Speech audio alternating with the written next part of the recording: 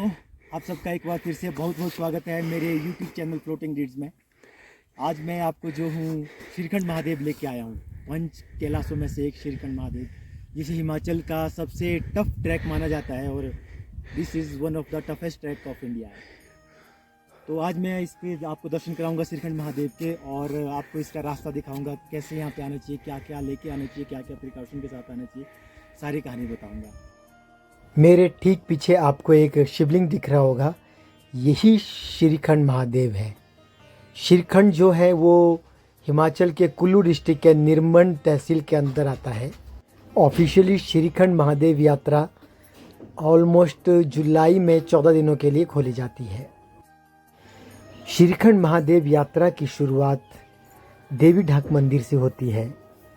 यह मंदिर निर्मंड से लगभग 3 किलोमीटर पहले है। तो मान्यता के हिसाब से हमने भी अपनी यात्रा जो है इसी मंदिर से शुरू की। गुफानुमा ये मंदिर बहुत छोटा है और ऐसा माना जाता है कि भगवान शिव भस्मासुर राक्षस से बचने के लिए इसी रास्ते से श्रीखंड गए थे। ऐसा माना जाता है कि श्रीखंड जाने वाले श्रद्धालुओं को यहाँ पर यात्रा शुरू करने से पहले जरूर आना चाहिए।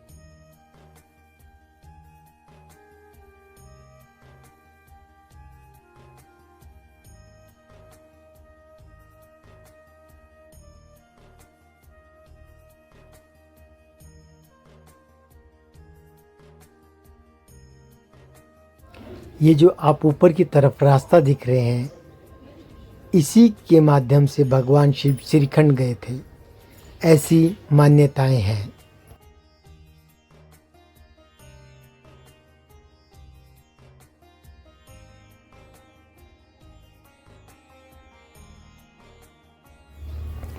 पहाड़ों से गिरता हुआ पानी हमेशा भगवान शिव का श्रृंगार करता है, जैसा कि आप देख सकते हैं।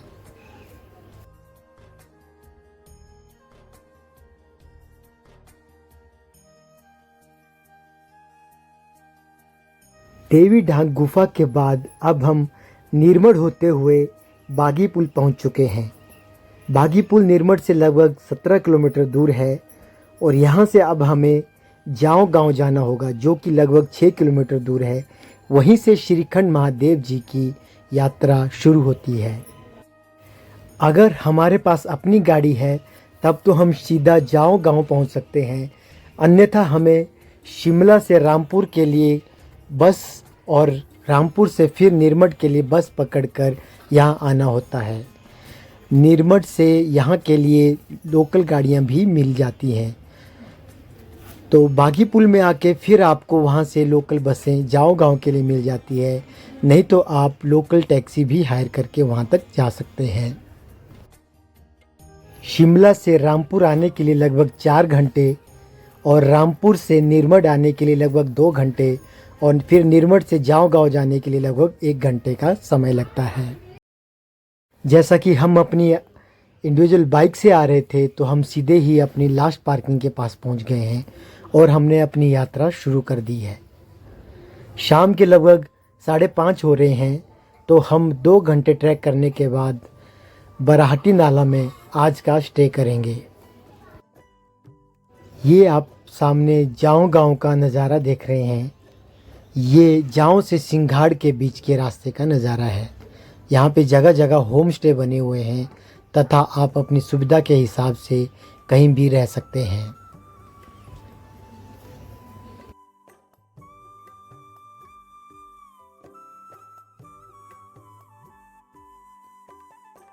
श्रीखंड महादेव यात्रा का पहला बेस कैंप सिंघाड़ में है। वहीं पे रजिस्ट्रेशन चेकिंग, मेडिकल चेकअप और बाकी सारी फॉर्मेलिटी करके श्रद्धालुओं को आगे के लिए छोड़ा जाता है। बीच में जगह जगह पर नेचुरल पानी के सोर्सेज हैं, आप वहीं से पानी भर सकते हैं और उसको पी सकते हैं। जैसा कि आप सामने देख रहे हैं, यह खूबसूरत जाओ गांव है। हम अपने पहले बेस कैंप की ओर बढ़ते हुए धीरे धीरे, जैसे कि शाम हो चुकी है तो थोड़ा सा हमारी चाल जो है थोड़ी तेज़ है, ताकि अंधेरे से पहले पहले हम अपने गंतव्य स्थान तक पहुंच पाए।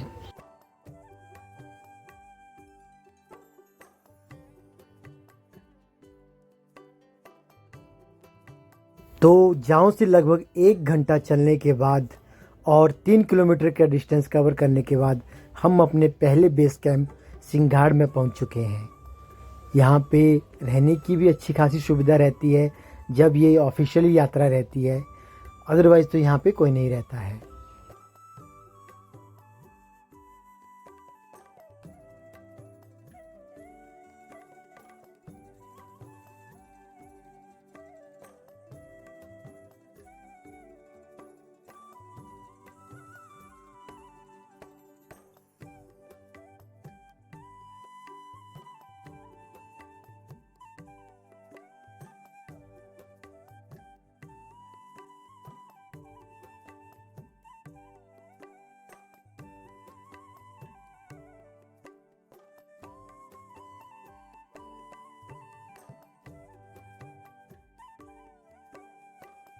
सामने आप यात्रा का फर्स्ट बेस कैंप सिंघाड़ देख रहे हैं। ये जो बिल्डिंग्स हैं ये शायद जो है ये मंदिर ट्रस्ट की तरफ से ही बनाए गए हैं, लेकिन हम यहाँ पे ना रुकते हुए अपने अगले गंतव्य जो कि बराटी नाला है वहाँ की ओर कंटिन्यू बढ़ते हुए, तो हमने सिंघाड़ को पीछे छोड़ दिया है और हम आगे बराटी नाला की ओर बढ़ते हुए, जो कि लगभग सिंघाड़ से 3 किलोमीटर दूर है। हालांकि ये रास्ता पूरी तरह से जंगली है और यहाँ पे और कुछ भी साधन नहीं है, तो मैं ये रिकमेंड करूँगा कि आप यहाँ पे अकेले ना जाएं और ग्रुप में ही आगे बढ़ें। इस रास्ते को देखते हुए आपको थोड़ा सा तो आभास हो ही गया होगा कि आगे कैसा रास्ता हो सकता है। ये हम बिल्कुल नाले के साथ साथ चल रहे हैं। हालांकि पुल जो है पक्का है और सरकार की तरफ से अच्छी तरह से इस रास्ते को बनाया गया है।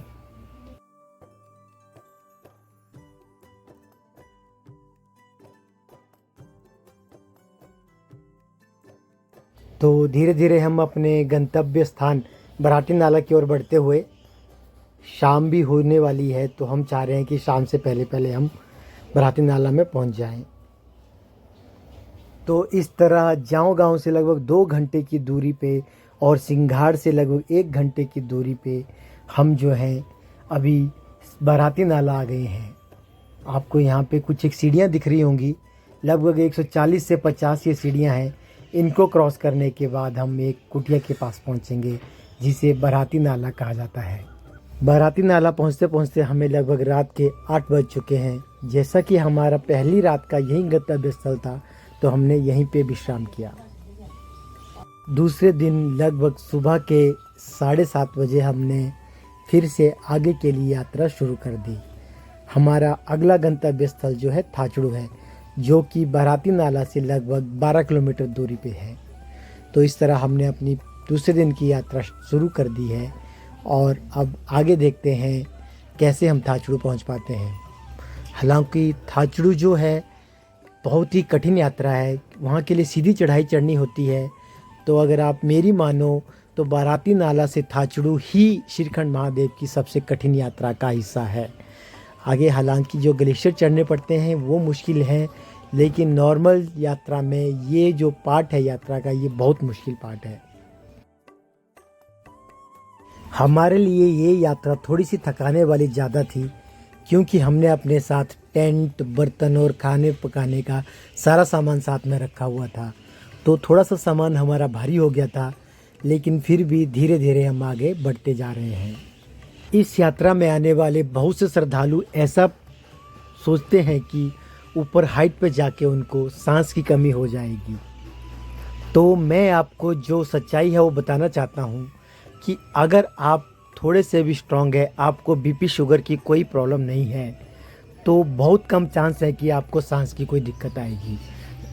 हालांकि आप अपने साथ कपूर, Diamox, pain killer, acidity, headache type की इस तरह की दवाइयाँ अपने साथ रख सकते हैं।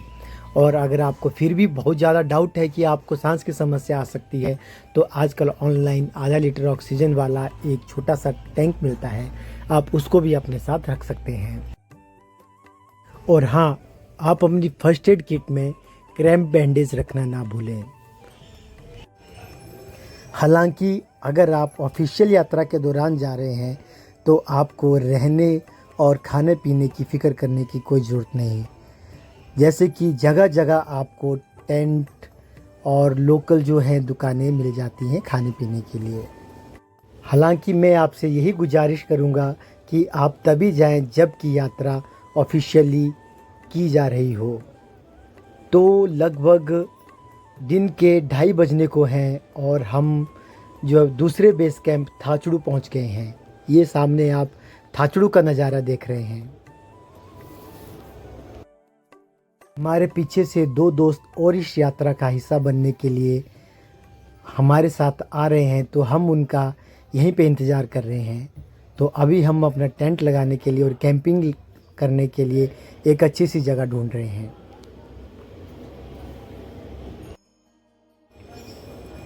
तो फाइनली हमें एक जगह मिल गई। तो यहाँ पे किसी ने पहले से ही सफाई करके रखी हुई थी, तो हमने यहीं पे आज का कैंप लगाने का डिसीजन लिया। उससे पहले हमें भूख बहुत ज़्यादा लग चुकी थी, तो हमने जो है पहले मैगी बनाई। तो हम पहले मैगी बना रहे हैं, उसको खाएंगे, उसके बाद आगे की तैयारी करेंगे।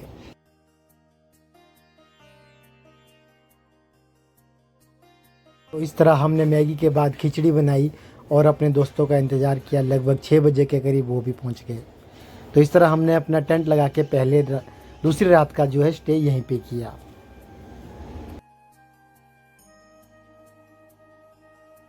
तो तीसरे दिन की यात्रा की शुरुआत हमने सुबह के 7 बजे फिर से कर दी।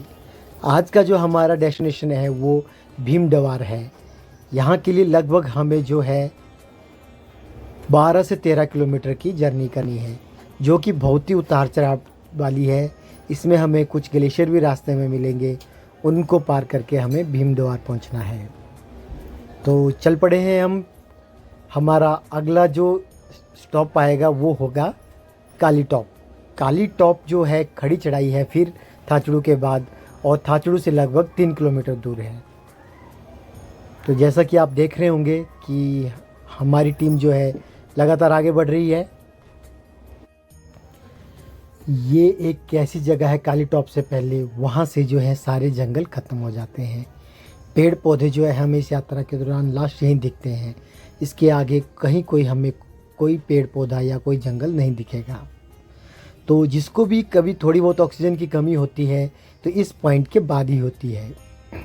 हालांकि मैं आपसे यही गुजारिश करूंगा कि बहुत धीरे चलें, जल्दी नहीं है पहुंचने की, आराम से चलें, शरीर को ज़्यादा कष्ट ना दें। ये श्रद्धालु ऊपर से यात्रा करके आते हुए हमें रास्ते में मिले। इस यात्रा के दौरान सिर्फ काम के और ज़रूरत के मुताबिक ही सामान लें, ताकि आपको पोर्टर करने की ज़रूरत ना पड़े। जितना हल्का सामान आपके पास होगा उतनी ही आराम से आप ये यात्रा कर सकते हैं। तो इस तरह हम काली टॉप पहुंच चुके हैं। काली टॉप में काली माता जी का मंदिर है, शायद इसी वजह से इसे जो है काली टॉप कहा जाता है। यह काली टॉप से चारों तरफ का नज़ारा आप देख रहे हैं।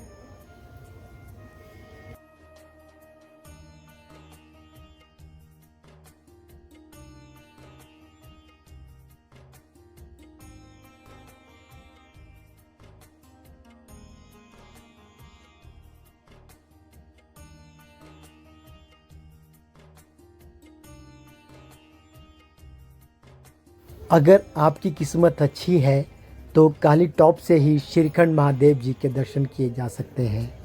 यहीं से सामने जो लास्ट में आपको पहाड़ दिख रहा है वही हमारा गंतव्य स्थल है, और यहीं पे श्रीखंड महादेव जी विद्यमान है। सामने आपको काली माता जी का स्थान दिख रहा है। तो यहाँ पे पूजा करने के बाद हम अपने अगले गंतव्य स्थल भीमतलाई के लिए रवाना हो गए। भीमतलाई लगभग काली टॉप से 1 किलोमीटर की दूरी पर स्थित है, और यहाँ जाने के लिए नॉर्मली यात्रियों को आधे घंटे से ज़्यादा का टाइम। हालांकि मेरे कैमरे का जूम इतना अच्छा नहीं है, फिर भी लास्ट में आपको जो पहाड़ी दिख रही है वहीं पे श्रीखंड महादेव जी हैं, और हमें वहीं पर जाना है। काली टॉप से आगे का रास्ता बहुत ही थकाने वाला है। जैसा कि आप देख पा रहे होंगे, यहाँ पे पहले हमें 1 किलोमीटर की उतराई उतरनी होती है, फिर हल्की सी चढ़ाई, फिर उतराई, ऐसे कर करके ये यात्रा जो है शरीर को बुरी तरह से तोड़ देती है। काली टॉप में भी रहने और खाने पीने की उचित व्यवस्था है। हालांकि इस बार की यात्रा जो कि 14 जुलाई से 27 जुलाई तक शुरू हो रही है, उसमें काली टॉप को भी गवर्नमेंट द्वारा बेस कैंप बनाया गया है। इस बार की यात्रा में टोटल 5 बेस कैंप रहेंगे, जहां पे आपको डॉक्टर्स और रेस्क्यू टीम्स हर तरह की सुविधाएं जो है सरकार की तरफ से मुहैया कराई जाएंगी। आप लोग कृपा करके रजिस्ट्रेशन करवा के ऑफिशियल रूप से ही इस यात्रा को करें। ये काली घाटी के नीचे का रास्ता आप देख रहे हैं, ये भी बहुत आसान नहीं है, हालांकि बहुत टफ भी नहीं है, लेकिन जैसा कि आप देख पा रहे होंगे, हालांकि इसमें भी हमें थोड़ी सी ढलान से नीचे उतरना पड़ता है। तो काली टॉप, जिसको कि मैं शायद बीच बीच में काली घाटी बोल रहा हूँ, ये काली टॉप है। यहाँ से लगभग आधा घंटा चलने के बाद हम भीमतलाई पहुँच चुके हैं। सामने आपको भीमतलाई दिख रही है। बरसात में यहाँ पे अच्छा खासा पानी होता है, अभी जो है ये सूखी हुई है। तो भीमतलाई से फिर हमारा जो नेक्स्ट डेस्टिनेशन है वो कुंसा है। कुंसा के लिए भी लगभग हमें 1 घंटे का सफ़र भीमतलाई से करना होगा।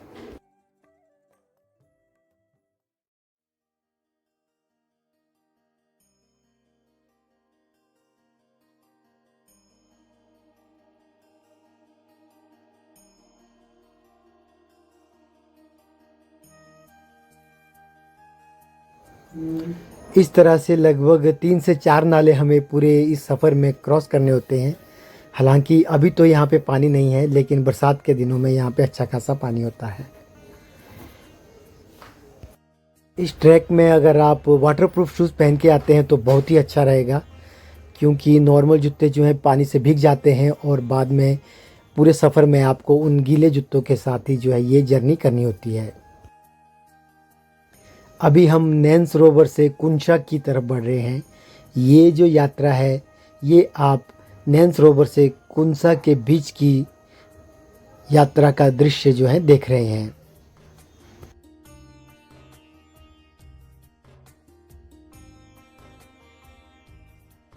ये एक और नाला है।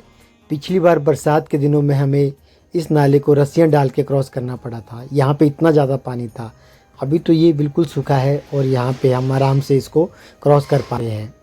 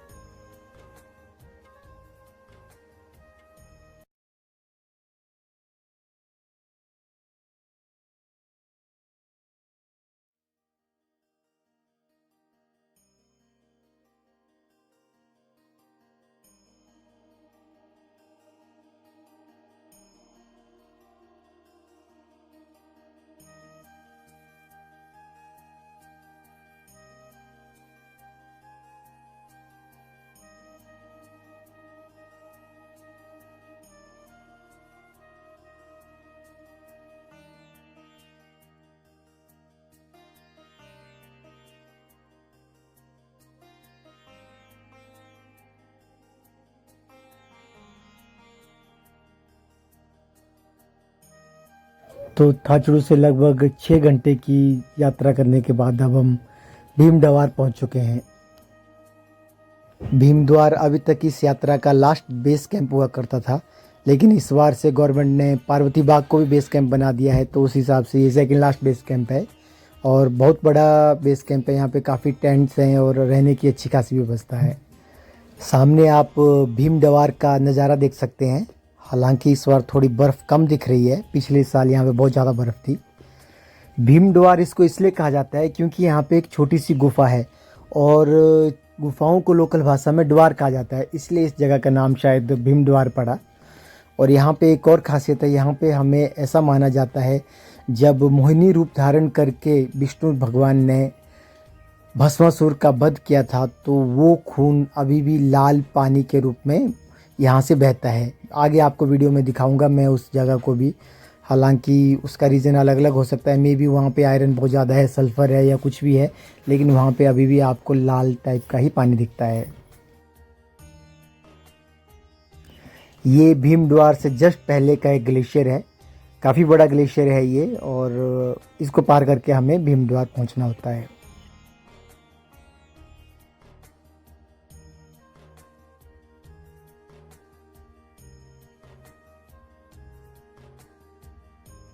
इस बार की यात्रा में हमें जो है सिर्फ 2 से 3 ही ग्लेशियर पार करने पड़े हैं भीमद्वार तक के। हालांकि पिछले साल ये संख्या बहुत ज़्यादा थी।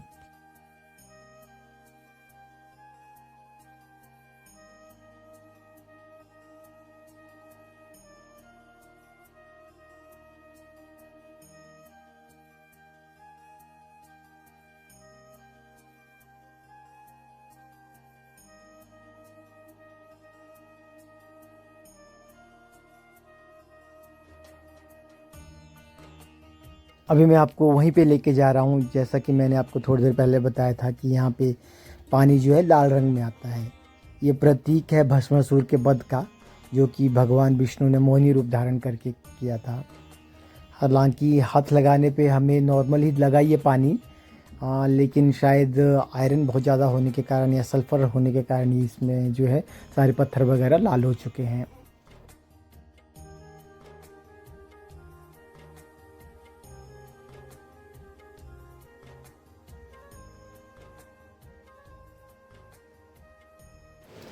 तो भीमद्वार में जैसा कि हम आ चुके हैं, तो आज का स्टे हम यहीं करेंगे और कल सुबह जल्दी ही हम श्रीखंड महादेव की लास्ट यात्रा के लिए कूच करेंगे।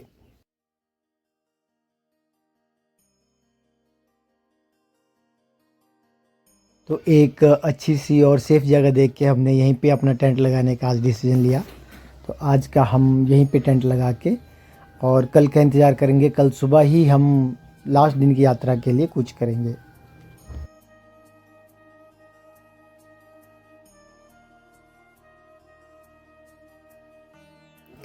जैसा कि आप लाइटें देख सकते हैं, लोगों ने सुबह 3:30 बजे ही यात्रा शुरू कर दी है, तो हमने भी जल्दी ही यात्रा शुरू करने का निर्णय लिया। सुबह 4:30 बजे हमने भीमद्वार से पार्वती बाग की यात्रा शुरू कर दी। हालांकि थोड़ा सा अंधेरा था, तो हमारे पास अच्छी खासी रोशनी थी। और ये आप सुबह 5 बजे का नज़ारा देख सकते हैं, ये अच्छा खासा उजाला हो गया है और हम जो है पार्वती बाग पहुंच चुके हैं। पार्वती बाग पहुंचने के लिए हमें महज 40 मिनट लगे भीमद्वार से, और हम अब पार्वती बाग से आगे की यात्रा अपनी शुरू करेंगे, जो कि एक ग्लेशियर है लगभग 2 से 2.5 किलोमीटर का, और हमें वहीं से आगे चढ़ना है। जैसा कि हमने पहले तय किया था कि हम नैन सरोवर से होकर जाएंगे, लेकिन हमें जो लोकल गाइड थे उन्होंने गाइड किया कि नैन सरोवर का रास्ता भी बंद है, तो हमने जो है शॉर्टकट वाला ये ग्लेशियर वाला रास्ता चूज़ किया।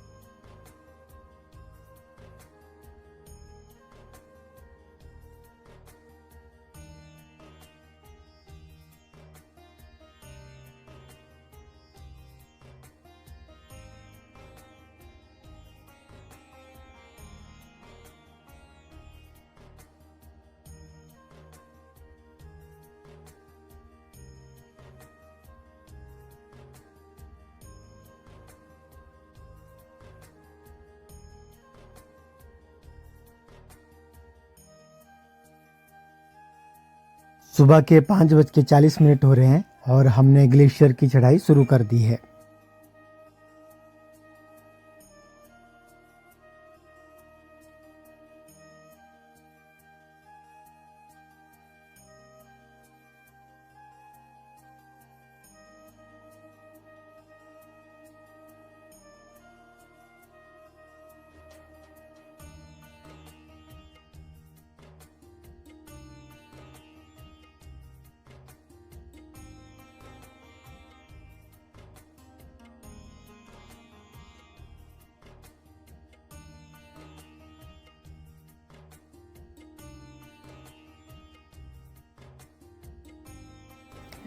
आप इस यात्रा में अगर आ रहे हैं तो पहली तो मेरी आपसे गुजारिश है कि जब ऑफिशियली ये यात्रा स्टार्ट हो तभी आएँ, और दूसरा जब भी यहाँ पे आ रहे हैं तो जब भी लोकल सुपरवाइज़र गाइड कोई भी यहाँ अवेलेबल है तभी इस ग्लेशियर को क्रॉस करें, वरना ये बहुत ख़तरनाक हो सकता है आपके लिए। अपने पूरे गैजेट्स के साथ आएँ, क्रैम्प पैड्स और रोप वगैरह साथ में रखें अगर आप अकेले जा रहे हैं तो। हालांकि मैं आपसे यही बोलूँगा कि आप अकेले ना जाएं, अदरवाइज़ ये ग्लेशियर जो है बहुत ही ख़तरनाक साबित हो सकता है आपके लिए।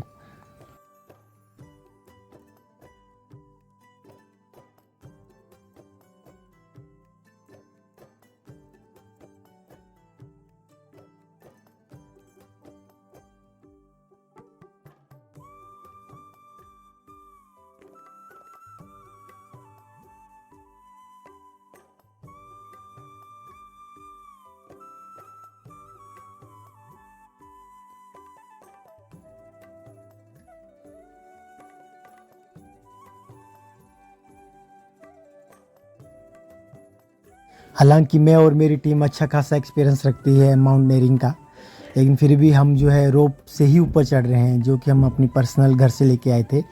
पर जो टूरिस्ट बाहर से आए हैं उनको जो गाइड्स हैं वो उनकी रोप से ऊपर चढ़वा रहे हैं।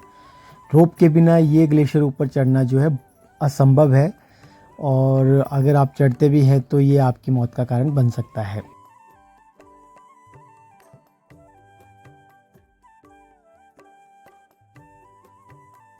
जो भी लोकलाइज्ड हैं उनको देख के आप भी डायरेक्ट बिना रस्सी के ऊपर चढ़ने का साहस ना करें, क्योंकि वो लोग वेल एक्सपीरियंस्ड है, उनको डेली का काम है ऊपर चढ़ना नीचे उतरना, तो वो चढ़ सकते हैं, वो कर सकते हैं। जिसको एक्सपीरियंस नहीं है बर्फ़ पे चलने का वो बिल्कुल भी ना करें ये काम, बिल्कुल भी ग्लेशियर को बिना किसी दूसरे की हेल्प से क्रॉस ना करें।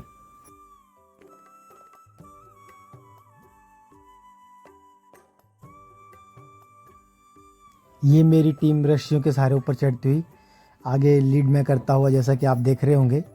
देखने में छोटा लगता है ग्लेशियर, लेकिन ये ख़त्म ही नहीं होता। एक के बाद एक, एक के बाद एक के बाद एक आता ही रहता है, और लास्ट तक हमें वैसे ही चढ़ना है।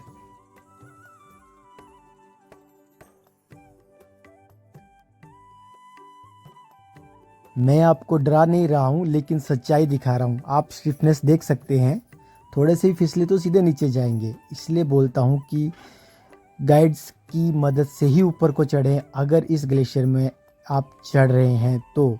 अन्यथा दूसरा रास्ता नैन सरोवर वाला है, जो कि थोड़ा सा लंबा है, 6 किलोमीटर के अराउंड पड़ता है लगभग, तो वहाँ से आप आ सकते हैं। वो कंपैरेटिवली बहुत आसान है इस रास्ते के।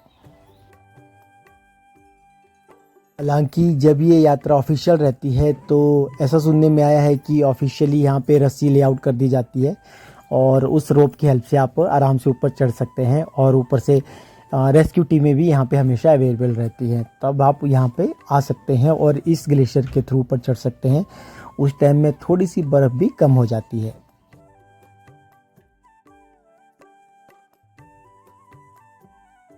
सामने जो आपको शिला दिख रही है यही श्रीखंड महादेव है।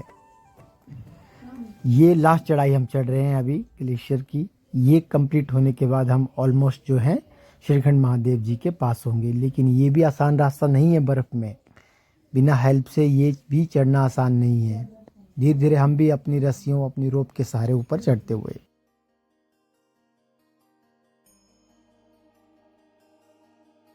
जैसे जैसे ऊपर बढ़ते जाते हैं ऑक्सीजन लेवल कम होता जाता है, और थकान जो है हर पैर के साथ बढ़ती जाती है। बहुत ही जल्दी सांस फूलती है, तो आराम से चलें, एकदम धीमी चाल में चलें, ताकि आपकी बॉडी पे बहुत ज़्यादा इफ़ेक्ट ना पड़े। 17,500 फीट पे पहुंचना इतना आसान काम नहीं है, तो इसीलिए हाइड्रेटेड रहें, पानी पीते रहे, चाहे आपको प्यास लगी है चाहे नहीं लगी है थोड़ी थोड़ी देर बाद।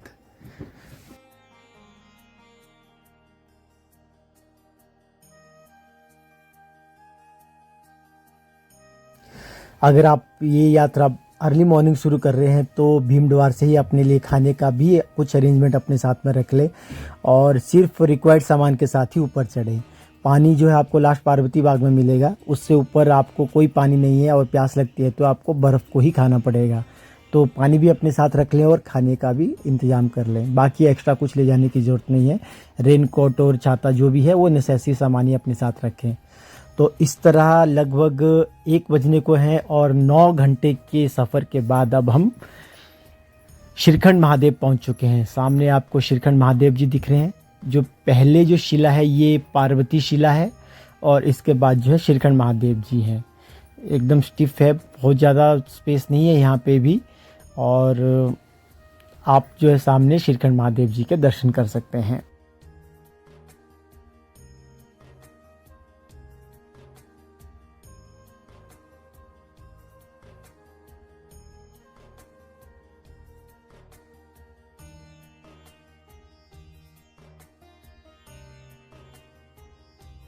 श्रीखंड महादेव जी की एक 75 फीट यानी कि 75 फीट्स की एक शिला है, आप जैसे कि सामने देख सकते हैं।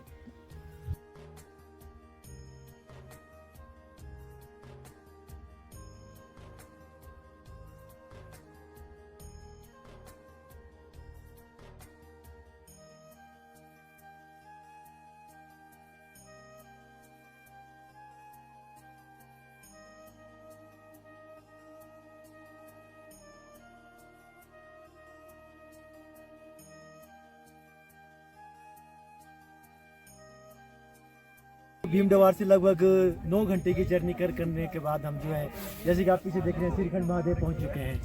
अब दर्शन कीजिए और धन्य होइए। चलिए, थैंक यू सो मच। जय शिव शंभु घटरानी भूतनाथ कैलाशपति, हर हर महादेव, हर हर महादेव।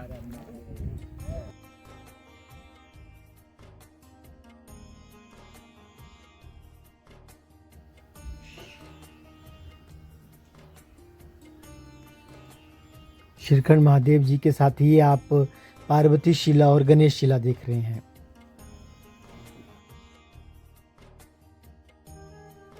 तो यहाँ पे जो है मौसम बहुत ही जल्दी ख़राब हो जाता है, तो 20 से 25 मिनट रुकने के बाद हमने नीचे उतरने का निर्णय लिया और इस बार हमने नैन सरोवर का रास्ता चूज़ किया है।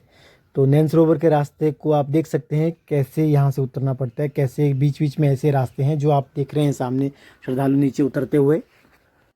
ये रास्ता उतना ख़तरनाक नहीं है, हालांकि थोड़ा मुश्किल तो यहाँ पे भी है, आपको इन्हीं रास्तों से उतरना पड़ेगा।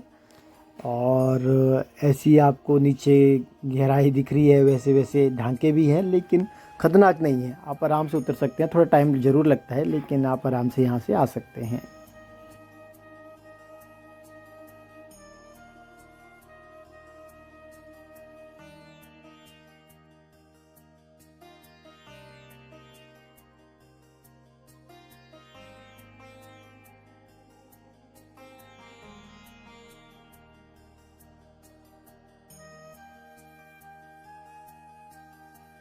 भीम द्वार से लेके नैन सरोवर तक लगभग ऐसा ही रास्ता है जो कि आप सामने देख रहे हैं। बर्फ़ ने थोड़ा सा रास्ता बना दिया है पैदल चलने के लिए और इसके बहुत सीधा नीचे जाके जो है नैन सरोवर है।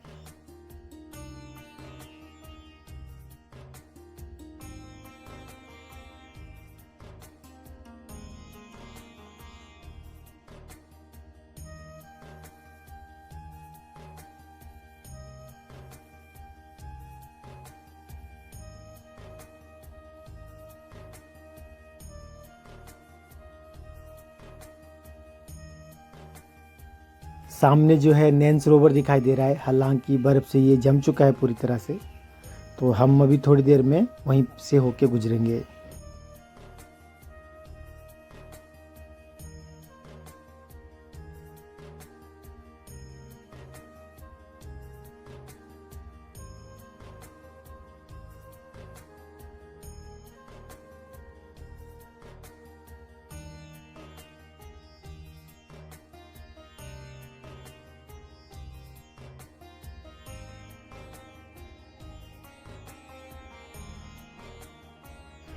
ये हम लगभग 3 घंटे चलने के बाद श्रीखंड महादेव से नैन सरोवर पहुंच चुके हैं। यहाँ पे भी बहुत ज़्यादा बर्फ़ है और सारा का सारा जो सरोवर है ये जम चुका है। कुछ लोग यहाँ पे हालांकि स्नान भी करते हैं, लेकिन इस समय तो हमारी ऐसी कंडीशन नहीं है कि हम यहाँ पे नहा पाएँ, तो हम सीधा ही माथा टेक के आगे की तरफ बढ़ते हुए।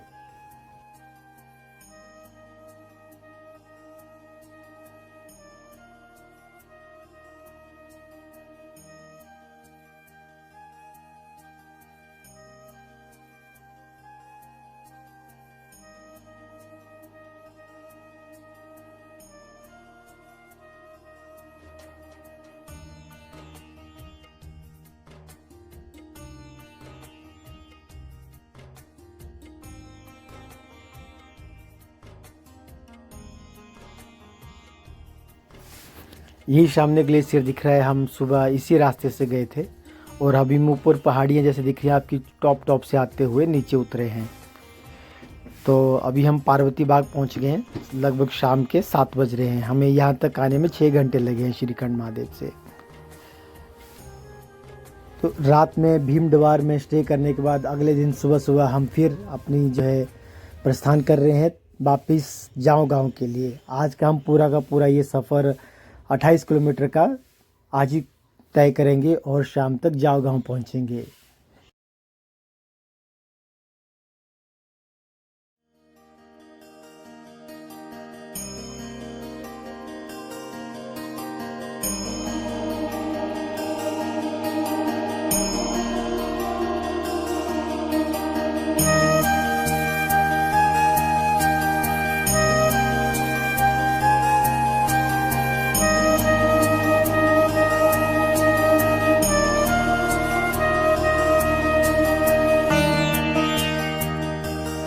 ये सामने आपको वी शेप में बीच में छोटी सी गुफा टाइप दिख रही है, इसी को भीमद्वार कहा जाता है। इसी के नाम पे ही शायद इस लोकेशन का नाम भीमद्वार पड़ा है। ये भीमद्वार की कुछ झलकियाँ आपको सामने दिखती हैं।